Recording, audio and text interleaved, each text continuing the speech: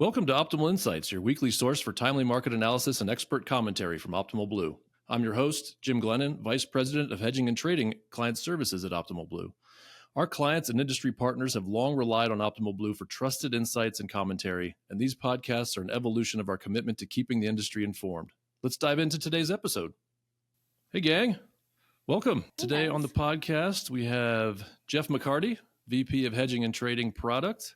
We also have Vimi Vasudeva, Managing Director on our desk. And we've got Ben Larcombe, Team Lead on the desk and Resident Market Expert. Welcome, everybody. So Ben and I got the memo. It's flannel season, but Vimy and Jim, you're slacking on that. So I know. Missed the memo. It's a holiday week and everything. Yeah. We do have a nice holiday week shaping up here. In case you're not aware, the bond market is closing all day Thursday and it's closed for only half a day on Friday. Not everybody is aware of that. And full day Wednesday. We do expect Wednesday to be pretty slow in terms of, lock volume and just trading volume in general. So if you are, if you're selling loans this week, for instance, you really want to get a lot of your trading done Monday and Tuesday. Wednesday will be difficult liquidity. Thursday closed, obviously, and then Friday is just a really kind of a lame half day. Yeah, the reason there's a rule, you can't, the market can't be closed 2 business days in a row, right? They're just trying to make sure that any sort of global economic news doesn't kind of get pent up. I think that's one of the main reasons they do that, so that you come in Monday and you've got several days of news that have been pent up in the market that'll be received Monday. But essentially that's what happens anyways, because Friday, half day, very few people working, not much liquidity in the market, probably not many people locking loans. So it's a little silly, but there is a reason for why the market is open. Yeah. You can't have the market closed for a full 4 days. Yeah, I think the only time it's happened is certainly like 9/11. Obviously, the market was closed for a while. I think one of the hurricanes that hit New York pretty bad, the market was closed for a couple of days. A few other weather related incidents that hit New York in particular. Sometimes the market will be closed, but beyond that, emergencies only. Got to be there. All right. In a minute here, we'll talk with Ben, check in on our market update. And then as discussed last week, we're gonna have Vimy do another recap of the MSR topics that we talked about, and then get a download from Vimy about what was discussed at the IMN conference in New York last week. First, we hope you're planning on making it out to San Diego for our summit. We've talked a lot about it on the podcast. You're probably getting a lot of marketing materials about it. Early bird registration is still out there, so please do register for the conference. It's February 3rd through the 5th at the Marriott Marquis San Diego Marina. So very much looking forward to that. Again, no matter what your role is within a mortgage bank, we'll have something for you. We'll have a full track of things for you to sit in on during the week, whether it's panels, instructional, educational sessions, or other kind of profitability discussions. And of course, we have Tony Hawk. Tony Hawk will be there. Woo. That's right. Should be a great time. Right. It will be a really, really fun time as well. All right, gang, let's go check in with Ben and see what's going on in the market. All right, Ben, my fellow brother in flannel, welcome. Glad to be here. Yeah. So pretty slow past week, not too much going on like we talked about in the holiday week, but a few things worth noting, right? Yeah, for sure. Nothing, as we're all aware, that moved the market too much, but certainly some housing market data, et cetera, to touch on. Existing home sales a little bit better than expected, which is good news considering the pretty terrible run we've seen at existing home sales, as most mortgage originators are firmly aware of at this point. We had the first year-over-year increase since 2021, so that's a good sign. However, a lot of this is probably just due to lower rates earlier this fall, kind of filter it into the actual existing home closings once they've finally closed here. So it seems like we're likely to see another slowdown with just knowing with what rates have done. We also got housing permit and housing starts data last week, both a little bit below expectations. So not a great sign there. Some of that could probably be attributed to hurricanes, et cetera, but definitely a little less than expected. So some mixed housing data. We got jobless claims as we do every week. They dropped a bit. So kind of another indicator that there's not really any sign of the labor market weakening much, kind of pointing to Fed keeping things maybe a little bit tighter. And yeah, overall rates kind of just largely leveled out.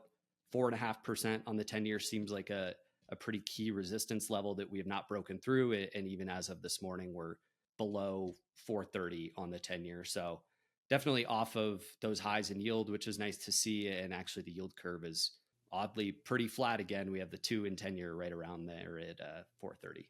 Yeah, and the OBMMI is just stubbornly stuck right about 6.8 if you're following that, which is dead flat to where it was last week. That hasn't done wonders for volume. Obviously, we're still seeing volume still at better levels than this time last year, and still seeing that cash out number remain pretty resilient. Folks are still pulling some equity out of their homes. That 210, I mean, we've been talking for a while about that normalizing. That's pretty stubborn as well, right? Right. Yeah. We were looking pretty good there where it actually had the 10-year had risen, I want to say as high as 15 basis points above the 2-year, but has reversed back down again. So again, we'll have to see if we do get some Fed cuts. That's probably going to affect the 2-year more, might lead to a steeper yield curve, but it's almost like we're getting back to where the 10-year was pricing in a recession there for a while. And not saying that's the case now, but maybe pricing in a little bit less growth or perhaps less of a deficit. Tough to say exactly, but we're back at a pretty flat yield curve. And yeah, it's tough to see what exactly the path forward is from here. Yeah, no hope for adjustable rate mortgages right now, it sounds like. Right. No. Yeah. If you're looking for a steep yield curve, I think it's been quite some time, long before I was in this industry, before we had like an objectively steep yield curve. But we've certainly seen some steeper times in recent history, but nothing that's probably going to indicate a good arms market. All right, so a little bit light on economic news, but kind of the big thing in the news right now is the new administration's various cabinet picks, Treasury Secretary being the most interesting one for our industry, I think, right? Yeah. And we, over the weekend or, late Sunday night, perhaps early Monday morning, Scott Bessent was named Trump's pick for Treasury Secretary. So coming from a hedge fund and a wealth of experience on Wall Street, I think he's well respected as being pretty pro Wall Street, but also understanding economics and financial markets. Definitely still, pro tax cuts, getting the deficit down, and likely not quite as aggressive on tariffs as perhaps some of the other candidates might have been. Definitely understands the impact that those could have on prices and growth as well eventually. So the interplay between Bessent, Trump, and other economic advisors could be interesting. We'll see, if Bessent is given room to, kind of push policy that he sees as appropriate while kind of staying within what he knows Trump's going to want and what he probably wants versus, if we see, other parts of Trump's cabinet or advisors pushing for maybe more aggressive policy. So that'll be a key dynamic to watch. Another name that was floated for Treasury Secretary kind of towards the latter stages of this was Kevin Warsh. And the Wall Street Journal actually reported that he could be Trump's pick for Fed chair when Powell's term is up in 2026. So that'll be a key thing to watch as well if we see him actually get nominated for Fed chairman in 2026. He was previously a Fed governor under the Bush administration. He was only, I think, 35, so quite young, but does have Fed experience. And so that'll be an interesting dynamic. Probably not something we need to worry about right now, but certainly within a couple of years, markets will be paying close attention to that. On this Bessent news, bonds rallied, like they see stability. They see someone who's going to advocate for markets and understands the economy. So good news there. One other mention over the weekend, we did get Scott Turner nominated as HUD secretary. So kind of the overseer of a lot of facets of our industry. Ginnie Mae, the FHA, more of a multifamily background, but certainly probably a good pick to see where that role will develop, as it does have big implications for us. Yeah, I think both these picks kind of waiting to see how it'll affect our industry in particular, right? We've got, maybe a decent sense about how Bessent will affect the overall economy, but, what type of focus is he going to have on, single family industry in particular remains to be seen. Right. Exactly. Yeah. I would say, still the jury is still out on a lot of that. And we'll probably just have to see how it plays out starting next year. And even then it could take some time before we see any true policy change, and perhaps it is more of a status quo. I don't think the Trump administration wants to kind of rock the boat everywhere. Certainly some more targeted areas, but we'll have to see how that plays out. Right. I mean, the timelines for all these nominations can drag on a while, right? I mean, Trump doesn't come into office until January, and then some of these high level nominations get confirmed. There's probably some back and forth, and then it trickles down from there, right? So the head of the FHFA, for instance, might not change until well into next year, right? So all these things just take time.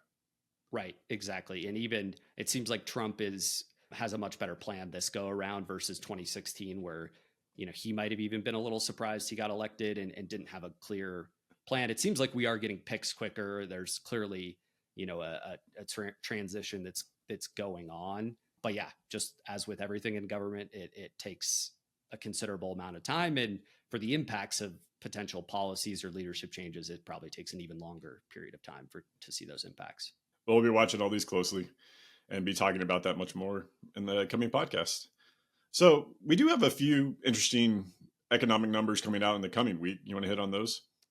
Yeah. So definitely the shortened holiday week that Jim mentioned. Worth mentioning, Fed minutes are tomorrow. Probably no major surprises. Again, we're kind of looking backwards. It was a rather ho-hum as expected post-election 25 basis point cut. So look for any surprises there. I don't think we'll see them. So hopefully we can just get past that. The FHFA home price index will be released tomorrow. So we'll know new loan limits for 2025. That's probably going to be a point of interest for originators out there. And we know some correspondents as well as brokers have kind of tried to front run that as they have for the last few years. So we'll see if they're caught off sides or not. We have the PCE on Wednesday. So price consumption expenditure index, the Fed's preferred inflation measure. Look for the headline on that to be just at 0.2% or 2.3% year over year. The core at 0.3%, so a bit higher, and that reading at 2.8% year over year. Going back to what Jim said about how if you get important economic data kind of in a weird holiday closure week, you could sometimes see weird market moves where there's not going to be a lot of liquidity on Wednesday as well as Friday. And so it could be one of those things. If this comes in as a big surprise, we could see the market move in a weird or potentially unintuitive fashion. And we might have to wait till even like next Monday to kind of sort out what the actual impact could be there. A few, new home sales tomorrow, pending home sales Wednesday, not going to be market movers, but certainly important data for the mortgage industry and just to kind of get a pulse of how the housing market's doing. Next week, ISM data, jobs data, especially the non-farm payrolls report Friday, could be strong with some of the hurricane effects we saw last month, perhaps getting overridden with some more accurate data, and then also a longer measurement period in November. So we'll look for a bounce back there. Cool. Numbers keep coming out even on a short holiday week. Got to keep paying attention. Whether you're here or not, the market's going to react and do things, and the show must go on. That's right. Great. Thanks, Ben. Thank you, Ben. Thanks, guys. Okay, as promised, we're going to check in here with Vimi. Vimi and others attended the IMN conference, servicing conference last week in New York City. And as we talked about, it's a very math-heavy conference, but lots of attendees, lots of experts, finance people, folks who are directly involved in the servicing area of a mortgage bank. So let's check in. Vimi, how was the conference? It was great, Jim. Yeah, I'm so glad that we were able to attend. It's always a very well-attended conference with participants all across the mortgage servicing rights ecosystem. And many of those participants speak on panels. And so you really get great insight from many different perspectives. It was very well attended by our clients. It was great to connect with our clients as always, connecting with our industry partners, provided for some really valuable conversations as well. Very good. Very good. What were the big topics this time around? It's kind of a heavy, there's always the heavy math. There's always going to be what's going on with valuations, but I'm sure there were some interesting topics that maybe were more timely. Yeah, for sure. In fact, there were so many topics on my train ride back. I kind of narrowed it down to what I thought would be a good top 5 for us to cover today. And the first one is probably not going to be surprising at all. It's something that we've spent a lot of time talking about. Many people have spent time talking about. So, of course, the recapture concept. That was discussed in a lot of panels. That it was actually funny, by the second day, a lot of panelists and moderators had to preface their statements with, we know we've talked about recapture a lot, but but it's still worth mentioning, right? Because it's as we talked about last week, Jim, it's such an important part of that final MSR price, which translates into borrower pricing. So it's impacting originators and borrowers, directly. So it's an important piece to keep discussing. Right. And this market is so unprecedented, right? It's a knife fight out there for refinances right now. And if rates dip again, we're going to see that probably get even nastier, right? We have, a few years of unprecedented low rates that we will likely never see again. So everybody's got their mortgage and people are pretty much set. And then, but we do have 2 or 3 years worth now of mortgages that were originated at these higher rates, right? 5, 6, 7, even 8%. A few trillion worth of those loans that folks are going to want to refinance as we go forward. But that's a relatively small amount historically for the refinance opportunities. And we're just more and more in a different dynamic across the industry and across the country, where people, with the internet and apps on your phone and AI now getting involved and scouring for refinance opportunities, it's just too easy for borrowers to shop around. And it's also, pretty easy for lenders to rev up a machine that recaptures loans. Yeah, I couldn't agree more. And a lot of the points that you mentioned, I'll expand upon later as well with respect to some of the highlights.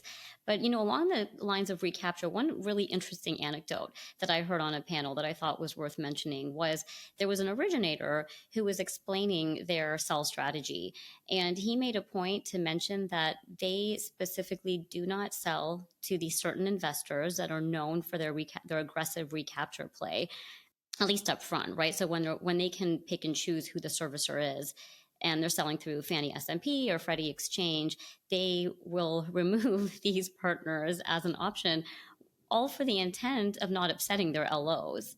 And I thought that was a really great strategy, because those LOs know that if their loan is being sold to one of these investors, they're very likely not going to see that again. Right. We see that on the desk as well, where certain clients who we sell loans for, or they sell loans on their own, they're pretty deliberate about who they do and don't sell loans to, because there's very large investors or aggregators who, some of which have very little retail presence and very little recapture initiative. And then there are others who can price very similar to them that have a huge recapture machine, and lenders are afraid of them for that reason. And it's wild to me how similar their pricing can be. And it's definitely best practice to keep that in mind when you're deciding where to sell your loans. Like you said, there should be a pretty big difference between the way you look at those two different types of investors when you're looking to sell loans, especially if you have any ambitions to refinance those loans down the road and keep your originators happy. Yeah, exactly. And this is one of those things where you can't just look at the numbers, right? It's not just a quantitative analysis, but it's a qualitative analysis, and keeping those LOs happy is so important. Mm-hmm. So that kind of wraps up point number 1. And then the second anecdote that I thought was interesting, or comment, I should say, and you guys had kind of alluded to this in the earlier part of the conversation as well, but just there were a lot of questions around the political landscape. What is the new regime going to do? What is that going to look like? And of course, there was a lot of focus on how does that impact mortgage servicers directly. So recently, we've seen capital rules that have sort of pushed servicing more to non-banks by way of making it a little bit more difficult for banks. And so, is that going to change under the new administration? And even if it does, again, to your earlier point, it would take a while before we saw any of that come into fruition. So it'll be interesting to see what happens specifically with capital requirements and banks versus non-banks. Yeah, capital requirements has definitely been a boogeyman that's been out there that has not been settled, right? There's all kinds of proposals, and then there's comments that come in on those proposals. We could spend a whole podcast talking about this, but yeah, there's a difference in the competitive landscape that results from different types of requirements, especially on banks. And yeah, a new administration could change that game. Be interesting to see. Another interesting point was, and this, we kind of, a few of us in the audience who were there together looked at each other and laughed because it was so sensitive to us too. But there was a specific panel dedicated to how hard hedging the mortgage servicing rate has been recently. With all the volatility, there are certain things that you can hedge for easily. And then there's certain things like vol, which are so much harder to hedge for. So that was interesting. And then in this same panel, it was great to see that one of the panelists actually highlighted the use of Optimal Blue's joint effort with the CME for a new mortgage rate future product that's based on Optimal Blue's mortgage market index. And this index is so fascinating because it's deriving the rate based on a third of the locks that are processed through our platforms. And so naturally, one of the beneficiaries of a product like this would be mortgage servicers who can now actually hedge that primary rate with much more precision than they've been able to until this point. And so like other commodity traded securities, you can actually get access to the mortgage rate future by working with a future commodities merchant such as RJ O'Brien. Right. Well, that's great. Would love the gang over at RJ. And super exciting. We had a nice press release that went out a little bit ago about this new security, basically, which is based on our OBMMI index, which, as you said, is based on all the lock volume that runs through our system, which is roughly a third or more of the lock volume in the entire industry.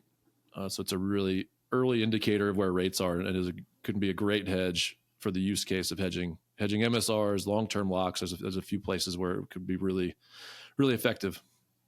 Yeah, for sure. And it was just, we had issued the press release, I believe, just a couple of days before the conference. And so it was so neat to see that there was already so much buzz about it, just kind of helping us justify the move and how widely used we're hoping this will be.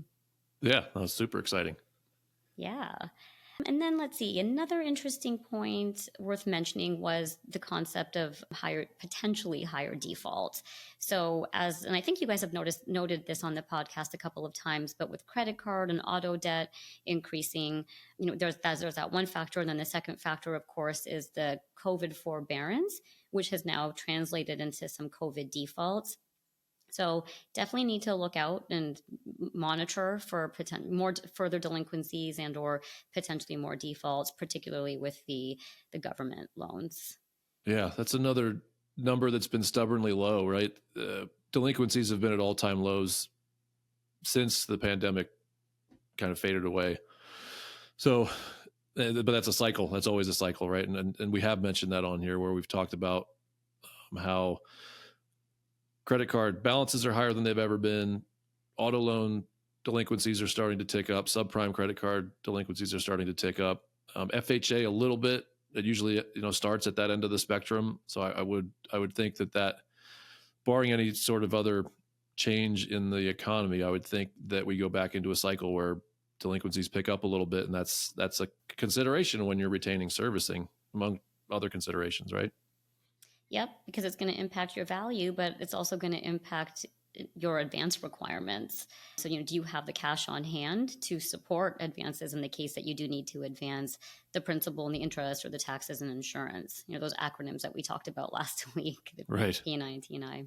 And then the last and final point I wanted to touch upon was, of course, technology, right? So a lot of focus on AI and how that's going to change the landscape of the industry. And again, specifically mortgage servicing. It runs a gamut from how it will impact customer experience, even looking at credit trends, which is trends that are, of course, are more future-based, but there's enough data to be able to start thinking about how credit might change in the near future. One of the most interesting use cases of technology that I heard, which I hadn't really heard about before, so I found this quite remarkable, was the idea of, well, actually, let me take a step back. I just wanted to talk about subservicing for a moment. So we talked about this last week, the idea of servicing in-house versus subservicing. And if you're a bank and you're servicing the mortgage yourself, there are plenty of opportunities to cross-sell. You can cross-sell products like insurance and credit card, and that doesn't traditionally exist for a subservicer. But with this new technology that was mentioned at the conference, there actually are options now for sub-servicers to vertically integrate and to use an app and integrate with other white label tech providers that provides a technology for borrowers to very easily access other parts of the mortgage servicing ecosystem. So a borrower is going to log into their app anyway to make a payment, but if they saw many other options to help out with, let's say they're interested in solar panels, for example, or looking for new insurance, there's a technology that supports finding all of this in one place. And I thought that was really neat. And that really does change the landscape for sub-servicers. And it allows them the opportunity to cross-sell that they haven't really had until now. Yeah, I had not previously considered that, but it makes sense back to the idea that it's a different world now in terms of technology for what borrowers, what kind of access they have to lenders. Also makes sense that you would integrate other related products in that same ecosystem so that it's kind of a one-stop shop, right? I open up that app, I make my payment, I see whatever the lender wants me to see, whether it's an ad for a certain type of umbrella insurance or it's an access to get a car loan through the bank. That's makes sense that the industry's going that way. Yeah. And even, as borrowers ourselves, it's a really neat thing to think about, to have this one-stop shop instead of having to call around multiple places. Yes. Or having to have an agent, like a human that you're paying to do that, paying a percentage to do that for you. Yeah, so that kind of wraps up the 5 highlights from the conference. Again, it was great. I look forward to the next one. They traditionally host 2 conferences a year, one in the spring and one in the winter. And so I'm just very curious to see if fast forward 6 months from now, what are the topics going to be? Yeah, no, this is great. We appreciate you going to the conference, Vimi, and attending and bringing back your wisdom and bringing it to this podcast. Yeah, thanks for having me. I was happy to share. Thanks a lot, Vimi. All right, good show. Let's close this thing out, Jeff. Big thank you to Vimi. Thank you to Jeff. Thank you to Ben. Appreciate the discussion and the wisdom you guys brought to the podcast today. Yeah, I really enjoyed the conversations you and Vimi have had over the past couple of weeks, trying to break down, a pretty nuanced topic of servicing rights, because it has such a big effect on the pricing that we see throughout the market that gets all the way down to the borrower. So great job breaking that down. Yeah. Thanks again, Vimi. That was really good discussion. I think we really demystified some things there and broke down some acronyms, made it a little bit simpler to think about what the important factors are when thinking about servicing and recapture. All right. If you haven't already, please do register for our summit. And then what are we talking about next week, Jeff? So FHFA loan limits, new loan limits come out tomorrow, as Ben mentioned. Ben talked about some of the things, how those are already on some rate sheets. So we'll talk about some of those dynamics in a lot more detail next week. Great. Oh, that'll be exciting and interesting stuff and help us plan a little bit for 2025. So that's it for today. Join us next week for another episode of Optimal Insights, where we'll continue to provide you with the latest market analysis and insights to help you stay ahead. Don't forget to follow us on LinkedIn for more updates and access our latest video episodes. You can also find each episode on all major podcast platforms. Thanks for tuning in to Optimal Insights. Be part of an event that will shape mortgage innovation and lender profitability. This client-exclusive event will feature sessions exploring AI trends, profitability strategies, market insights, and more. Plan to attend the Optimal Blue Summit from February 3rd to 5th, 2025 at the Marriott Marquis San Diego Marina. Don't miss your chance to shape the future of mortgage technology. Register now at summit.optimalblue.com.